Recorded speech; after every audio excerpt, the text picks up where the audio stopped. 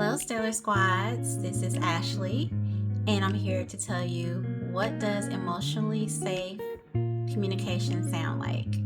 Here are some examples.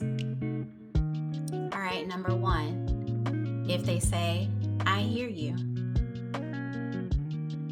Number two, they may say, "You're allowed to feel that way."